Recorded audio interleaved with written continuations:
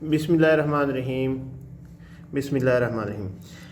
अच्छा, तो हमारे पास क्वेश्चन नंबर 3 है, find the value of A B C and D which satisfy the matrix equation. Equation हमारे पास इस तरह है कि देखो, दरमियान में इक्वल है, एक साइड पे भी एक वैल्यू है मैट्रिक्स है और दूसरी साइड पे भी एक मैट्रिक्स है।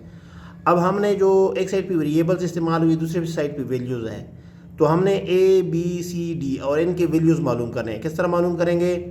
करस्पॉन्डिंग वैल्यूज़ को आपस में हम लिखेंगे इक्वेशन की सूरत में, उसके बाद हमें मालूम हो जाएगा। यानी हम अलजेब्रिक जो मैनिपुलेशन होती है वही इस्तेमाल करेंगे। अलजेब्रा जिस तरह आप लोगों ने पढ़ा है। अब A plus C is equal to zero, ये हम पहला लिख लेते हैं, A plus C is equal to zero. जब भी अलजेब्रिक इक्वेशन आपके पास हो और उसमें दो वैल्यू मालूम ना हो, तो वहाँ पे आप उसको मालूम नहीं कर सकते। यानी प्योर आपको एक डिजिट में आपको आंसर नहीं आ सकता। इसको फ़िलहाल हम रहने देते हैं, ठीक है। अगर किसी टाइम पे हमारे पास ए या सी की वैल्यू आ गई, तो फिर हम इंशाल्लाह इसकी वैल्यू इनमें से भी जो मालूम ना हो उसकी वैल्यू हम मालूम कर सकेंगे। यानी अगर बाद में हमें ए की वैल्यू मालूम हो गई तो सी की वैल्यू हम इसी से मालूम कर लेंगे, इसी इक्वेशन से। दूसरे नंबर पर हम लिखते हैं, दूसरा पोजीशन है ए प्लस टू बी। सॉरी, यहाँ पे थोड़ा सा टू ऊपर लिखा गया है, इसको हम टू बी, ये टू बी है, ठीक है। तो हम लिख लेते हैं दूसरे नंबर पे A plus two B is equal to minus 7। तो अब यहाँ पे हम क्या कर सकते हैं? यहाँ पे हमारे पास फिर दो वैल्यू हैं और हमारे पास -7 है, तो एक साइड पे उसकी वैल्यू अगर हम इसकी मैनिपुलेट करें, इधर उधर ले जाएं, तो फिर भी हमारे पास वैल्यू नहीं आएगी। चलो हम तीसरे पे जाते हैं कि वहाँ पे क्या बनता है। तो हमारे पास तीसरा है, इसको हम ले लेते हैं पहले, या C-1 को ले लेते हैं, C-1 को ले लेते हैं। तो ये हो जाएगा C-1 इज इक्वल टू 3। इसको बड़ा सिंपली हम मालूम कर सकते हैं। कैसे? हम इस 1 को इस साइड पे ले आते हैं, जिस तरह अलजेब्रिक मैनिपुलेशन मैंने आपको बताया था। तो हमारे पास हो जाएगा C इज़ इक्वल टू 3, ये माइनस था, ये प्लस हो जाएगा इस साइड पे। तो ये हमारे पास हो जाएगा C इज़ इक्वल टू 4। बहुत ही सिंपल, यहाँ पे हमें मालूम हो गया कि C की वैल्यू क्या है। C की वैल्यू है 4। अगर यहाँ पे अब पहले वाले इक्वेशन में C की वैल्यू हम डाल दें, तो फिर क्या बनेगा? हमारे पास A की वैल्यू हमारे पास आ जाएगी। C की वैल्यू तो हमने मालूम कर ली, ठीक है। अब A की वैल्यू हम मालूम कर लेते हैं। तो ये मैं दोबारा लिख लेता हूँ इसको यहाँ पे, A plus 4 is equal to 0। क्योंकि हमारे पास C की वैल्यू मालूम हो गई थी, इसी मैंने यहाँ पे C की वैल्यू पुट कर दी, ठीक है। और C की वैल्यू पुट करने के बाद हमारे पास इक्वेशन इसकी सूरत ये बन गई।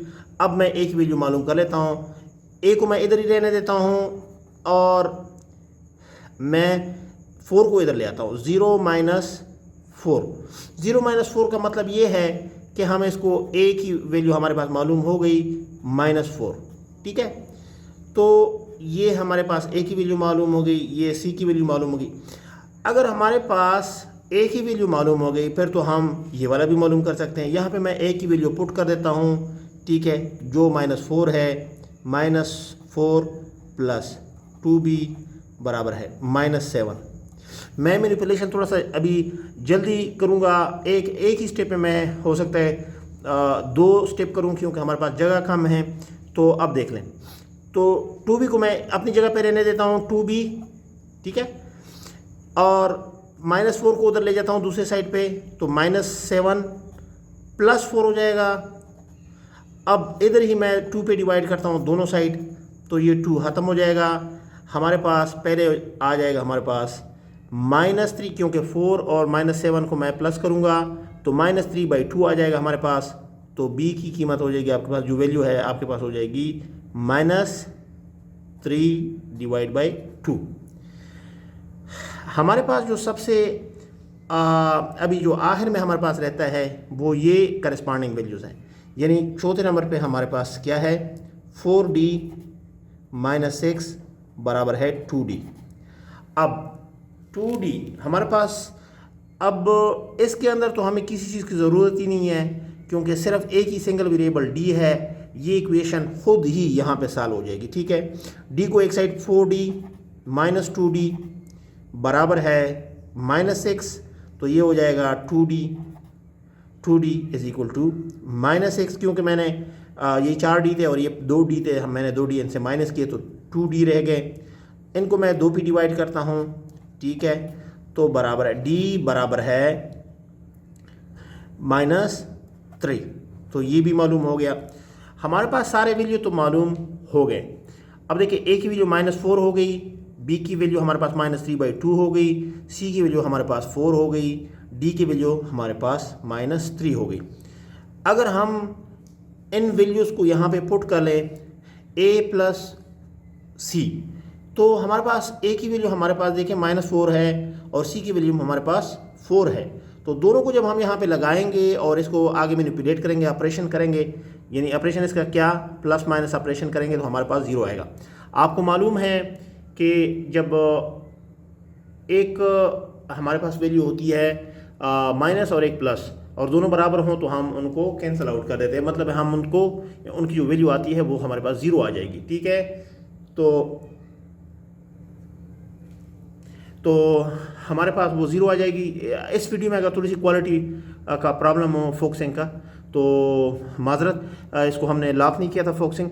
अच्छा ठीक है, तो अगर यहाँ पे हम वो वैल्यू डालें जो हमने मालूम की है A और B की, तो हमारे पास बिल्कुल -7 आएगा। ये आप देख लेना, ये आपका एक्सरसाइज है। एक बात, दूसरी बात ये है कि अगर आपको समझने में कोई प्रॉब्लम हो तो आप हमें कमेंट में लिखें, ठीक है। दूसरी बात ये है कि आप रजिस्टर पे खूबसूरत हमारे साथ एक रजिस्टर मेंटेन करें और फिर कभी कभी उनकी तस्वीर लेके उनकी जो आप मेंटेन कर रहे हो वो हमें व्हाट्सएप पे भी भेजें, ठीक है। व्हाट्सएप हमारा नंबर है, मैं यहाँ पे लिख लेता हूँ 0346-350-4675। इस व्हाट्सएप नंबर पे आप हमें हमारे साथ जो आप कर रहे हैं, मतलब आप एक रजिस्टर मेंटेन कर रहे हैं, खूबसूरत तरीके से आप लिख रहे हैं, आप समझ रहे हैं जो मैथमेटिक्स हैं, तो आप हमें वो व्हाट्सएप पे कभी कभी दिखाएं भी। हमारे चैनल को सब्सक्राइब करें, हमें सपोर्ट करें, और जो दूसरी बात ये है कि बेल के आइकन को आप क्लिक करें ताकि जो भी नई वीडियो आए तो आपके पास उसकी नोटिफिकेशन आए। Thank you very much.